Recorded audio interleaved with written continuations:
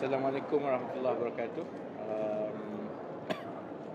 Kita mulakan dengan konvensyen pilihan raya di Negeri Selangor hari ini. Malam ini di Kedah dan Pulau Pinang, dan esok di Negeri Sembilan, dan minggu depan hari Sabtu untuk Kelantan dan Terengganu. Maksudnya tujuan keadilan adakan konvensyen pilihan raya ialah untuk kita mula gerakkan jentera kita supaya persediaan pilihan raya itu boleh bermula sebaik saja selepas tahun baru Cina. Yang luar lagi kuat daripada sini Masih. Jadi insyaAllah kita sudah ada jadual persediaan pilihan raya yang lengkap, dan oleh kerana persediaan pilihan raya keadilan sebelum ini juga adalah menggunakan form, menggunakan data dan sebagainya, dari segi keupayaan kita untuk menggerakkan jentera itu insyaAllah adalah lebih cepat saya ingat berbanding dengan sebelum-sebelum ini. Sebab itu macam saya sebut dalam ucapan tadi, saya yakin keadilan dan PH akan mempertahankan Selangor, Negeri Sembilan dan juga Pulau Pinang. Soalnya ialah contohnya kalau di Selangor ini, sebab kita dah terlalu biasa dengan super majority. Jadi kalau tak dapat super majority itu, dia kadang-kadang mungkin dianggap sebagai kekalahan. That's actually not true lah kan. Jadi insyaAllah melihat kepada data awal sebelum kita dapat data rasmi daripada SPR, tapi berdasarkan data awal itu kita sepatutnya boleh mempertahankan 40 kursi. Jadi dari segi margin untuk mempertahankan Selangor itu agak besar dan selesa. Tapi kita pun tak nak selesa.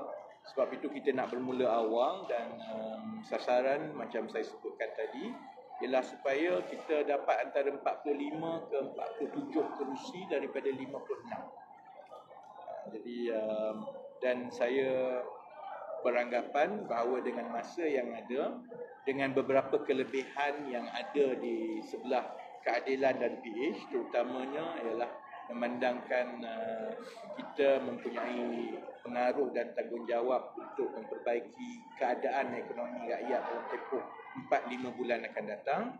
Jadi saya ingat kelebihan-kelebihan ini boleh digunakan oleh jentera kita dan persediaan kita supaya kita boleh mencecah 45 ke 47 kerusi untuk PH di Selangor. Ada soalan? Amir? Belum bermula.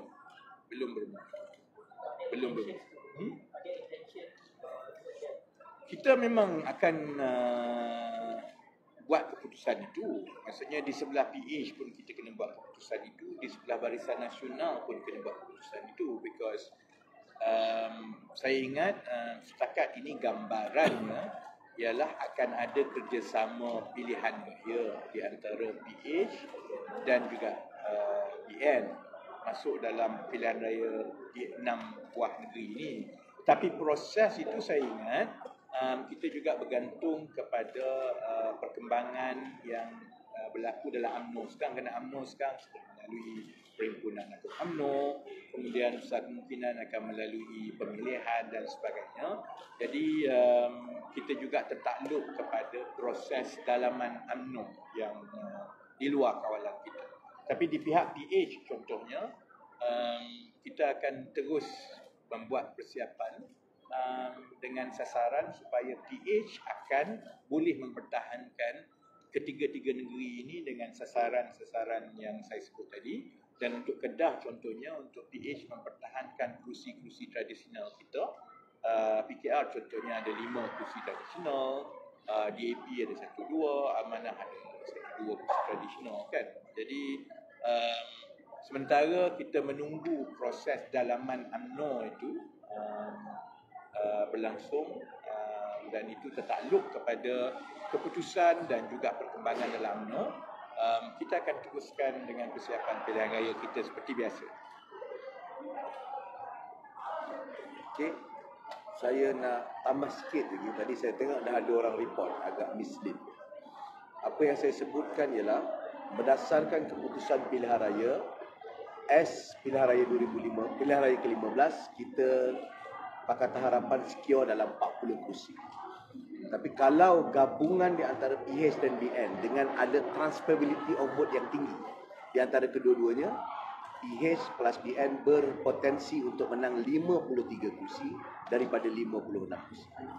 So itu yang saya kena jelaskan, sebab kadang-kadang ada reporting kita yakin 53. Itu memang betul yakin tu, tapi yang saya sebutkan tadi itu yang Saudara Amir sebut tadi ialah if you take a simple maths, maksudnya simple maths daripada keputusan PRU 15 yang lepas, kita convert je. Kita combine, ambil undi PH campur undi BN.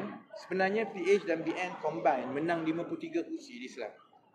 But of course kita kena tengok macam mana sentimen rakyat dalam 6 bulan akan datang. Dia ada isu transferability of vote, sama ada yang dulu undi BN itu akan undi PH tidak, ataupun yang undi PH itu akan undi BN ke tidak kan.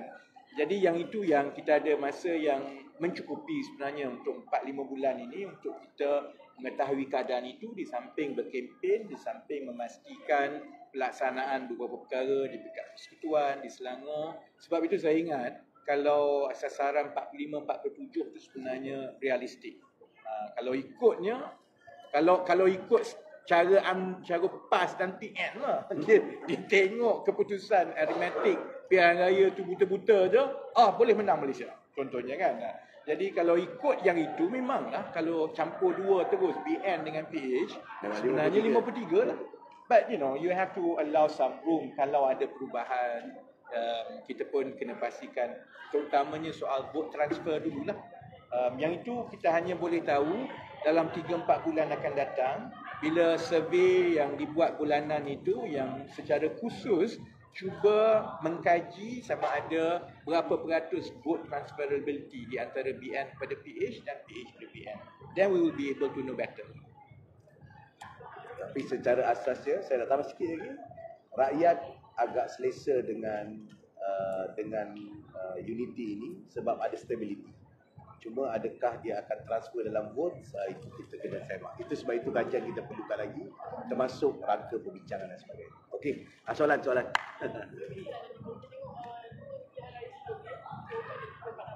Ni ada apa tu, dia orang buat night club ke apa kata? Oh, ada bas ke? Oh, ada wedding.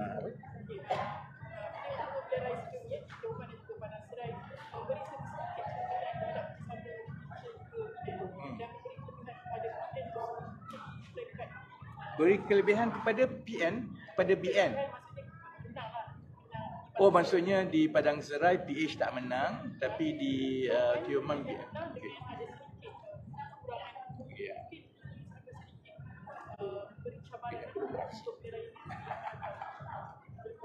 Sebab itu yang macam kami sebut tadi, sebab itu maksudnya vote transferability. Ya, kita belum tentu lagi contohnya vote transferability itu bagaimana. Tapi kalau nak dibuat kesimpulan 100% berdasarkan keputusan Padang Serai dan Tioman pun tak boleh juga, sebab it's not apple to apple kan. Setiap kursi itu unik mengikut keadaan masing-masing. Malah kalau nak bandingkan Selangor dengan Padang Serai atau Selangor dengan Tioman pun susahlah, dia tak boleh buat lah kan. Sebab itu kita ambil langkah yang lebih realistik. Sebab itu bila saya kata sasaran itu, saya tak kata 53, 54 dan sebagainya kan. Kita kata mengambil kira ada faktor vote transferability. We think that untuk kita lonjakkan daripada 40 yang PH menang on our own, 40 dalam PRU yang 15 ke 45 ke 47 itu adalah sasaran yang realistik. We will know better dalam tempoh 3-4 bulan akan datang the vote transferability.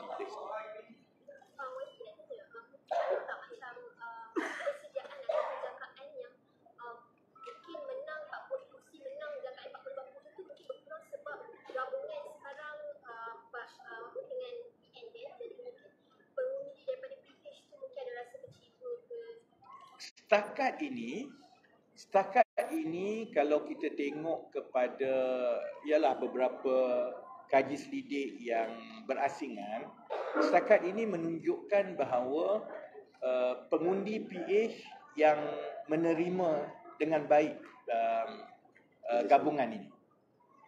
Jadi hypothetically sepatutnya untuk PH mengekalkan 40 kursi itu sebenarnya agak mudah lah, saya boleh kata begitu, kerana tanda-tandanya ialah yang paling kuat menyokong dan menerima realiti kerajaan perpaduan ini adalah penyokong PH. Terutamanya penyokong di kawasan bandar dan separa bandar. Yang faham, contohnya, sebab kita fahamlah, yang faham tentang keperluannya, faham tentang dasar yang nak dibuatnya. Jadi dari segi itu, dalam keadaan PH sudah pun, kalau ikut PRU 15 yang lepas, menang 40 kursi on our own di Selangor, risiko yang kita belum tahu lagi, maksudnya ialah ketidaktentuan itu lebih kepada berapa banyak undi UMNO yang boleh dipindahkan kepada PH. Not so much berapa banyak sama ada pengundi PH itu akan menyokong PH ataupun PHBN. Jadi sebab itu sedikit sebanyaklah kita nampak yang berlaku di Tioman itu sedikit sebanyak, maksudnya shift itu kerana pengundi PH di Tioman memang shift kepada BN kan. So I think it will get better. Kerana saya pun faham kedudukan untuk menerangkan kepada akak umbi itu, tugas itu lebih rumit untuk UMNO berbanding dengan PH. PH memang agak mudah lah untuk kita meyakinkan akak umbi kita, dan pada masa yang sama memang akak umbi kita menerima baik cadangan dan juga realiti ini. The challenge ataupun yang akan tentukan sama ada menang 45 ke, menang 47 ke, menang 53 ke, ialah berapa banyak kita boleh transfer dan yakinkan pengundi BN sebelum ini untuk mengundi gabungan kerjasama pilihan raya antara PH dengan BN. Tapi pemilihan UMNO nanti pun akan mempengaruhi juga sasaran itu. Saya tak boleh nak katalah sama ada pemilihan UMNO ke apa semua tu, sebab akhirnya ialah pandangan saya lah akhirnya ialah prestasi keadaan negara dalam 3-4 bulan ini. Dan prestasi keadaan negara itu sebenarnya yang lebih banyak mempengaruhinya ialah prestasi keadaan persekutuan. Jadi sebenarnya bagi saya keputusan PRN yang akan datang ini, terutamanya di Selangor, Negeri Sembilan dan Pulau Pinang, sebenarnya banyak bergantung kepada prestasi kerajaan persekutuan melebihi faktor-faktor lain. Kerana ketiga-tiga pengundi di negeri ini adalah pengundi yang betul-betul paling celik ekonomi. Dari segi kan, jadi dia soal bread and butter ni, ini pengundi ekonomi sebenarnya. Dia tidak sangat adalah yang biarlah terpengaruh dengan sentimen, tapi selalunya faktor yang paling mempengaruhi keputusan pengundi di Selangor, di Negeri Sembilan dan juga di Pulau Pinang adalah faktor ekonomi. Jadi kalau nak ditanya adakah faktor pemilihan UMNO itu sebenarnya faktor itu sudah tentu semua yang berlaku dalam UMNO akan ada kesan sedikit sebanyak, tapi faktor yang lebih dominan ialah prestasi kerajaan persekutuan. Prior to the election, you mentioned that you filed an election petition against Bangko with the What was the status of it? I don't think we will proceed with that. Sebabnya ialah fokus kita 4-5 bulan ini is really to manage the economy. Kan? Jadi dan kita juga contohnya akan berhadapan dengan pilihan raya negeri-negeri. I don't want to drag the party resources and the leadership focus itu kepada perkara yang dalam pilihan raya yang lepas, walaupun sebenarnya we can, kerana benda itu agak jelas section pilihan raya tu. Dan juga salah satu sebabnya ialah kerana saya tak nak memanjangkan soal ucapan-ucapan yang berbau perkauman itu yang diucapkan oleh Tan Sri Muhyiddin masa dia kempen. soal apa nama ni Kristian, Yahudi semua tu, I think kerana itu akan memberi ruang kepada lebih banyak polemik pasal perkauman agama semua.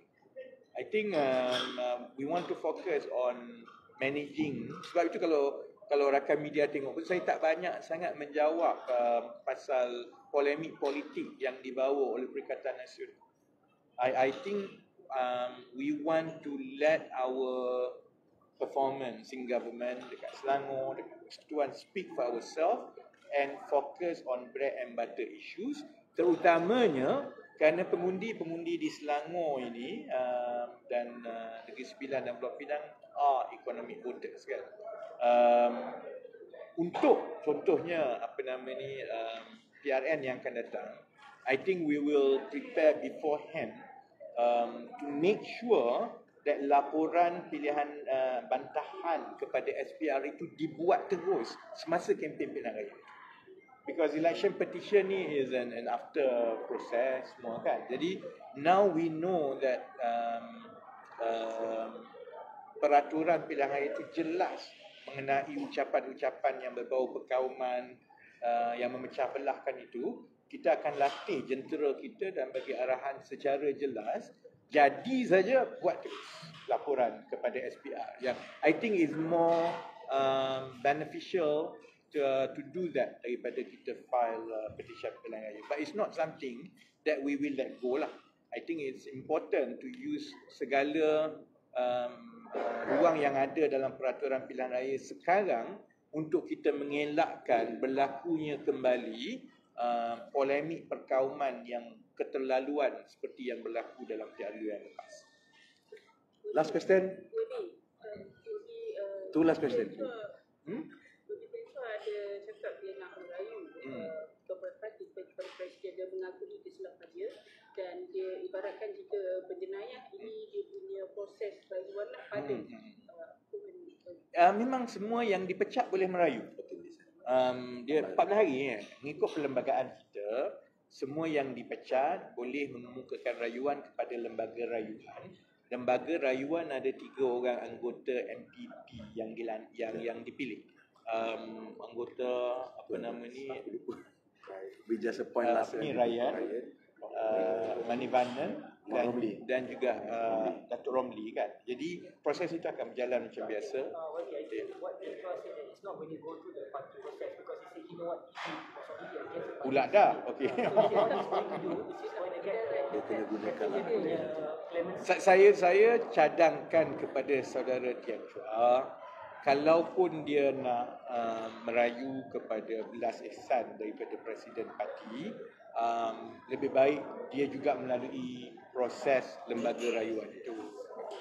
Kan? Sebab akhirnya keputusan itu akan dibuat oleh MPP. Lembaga rayuan setelah meneliti rayuan akan membentangkan kembali kepada MPP, Majlis Pimpinan Pusat, untuk buat keputusan akhir. Kalau masa itu, kalau dia dah ada berbincang merayu dengan Presiden Parti dan Presiden Parti akan bawa kepada MPP lah. Tapi contohnya kalau dia tak merayu, kemudian dia mengayu terus kepada Presiden, nanti dia menjadi serba salah dan sukar kepada yang lain yang kena pecat juga. Jadi kita bagi signal yang tak baik kepada anggota lain. Maksudnya kita ada double standard. Kalau orang ni dia tak payah melalui lembaga rayuan kan. Jadi I think itu terpulang kepada dia. Dia nak rayu terus kepada Presiden dan sebagainya. Itu hak dia. Dan saya ingat dia boleh lalui proses itu. Tapi kita juga kena berlaku adil kepada semua. Dan proses itu ialah melalui lembaga rayuan. So nasihat saya ialah rayu juga di lembaga rayuan. Dan yang rayuan lain tu dia terpulang kepada dia. Jelas. Tadi ya, Pak Yang kata dia dah jadi kawan sekarang. Tapi dalam permohonan Agong UMNO baru lagi dia kata dia masih lagi musuh tapi bekerjasama sahaja dalam kerajaan. Saya rasa akan ambil masa untuk orang mencari rhythm, parti masing-masing mencari rhythm. Sebab itu masa awal selepas penubuhan kerajaan perpaduan kan. Memang saya sebut extraordinary circumstance that creates extraordinary result kan. Kerana UMNO menang cantik-cantik je 30. Dia tak menang 25, dia tak menang 40 kan 30. Dan dengan PH ada 82 campur dengan warisan semua, nak tak nak kalau nak bentuk kerajaan nak kena juga dengan UMNO kan. Jadi memang akan ambil masa dan pandangan itu ada macam-macam pandangan. Pandangan pimpinan UMNO saya ingat setakat ini kalau melihatkan kepada ucapan Timbalan Presiden UMNO Datuk Seri Mahmad Hassan, pandangan itu jelas melambangkan hasrat kerjasama kerajaan perpaduan. Dan kalau tengok ada peralihan yang besar dari segi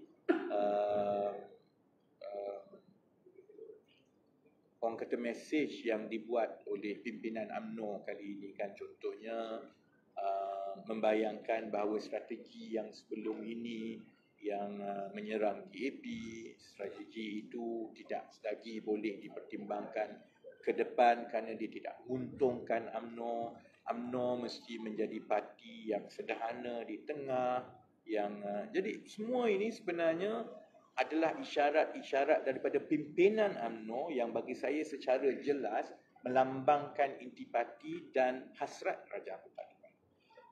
Sudah tentu dia ambil masa juga untuk perkara itu diterangkan secara dalaman, baik dalam UMNO, baik juga di dalam Pakatan Harapan. Kami pun masih lagi ada orang maki bawah tu kan.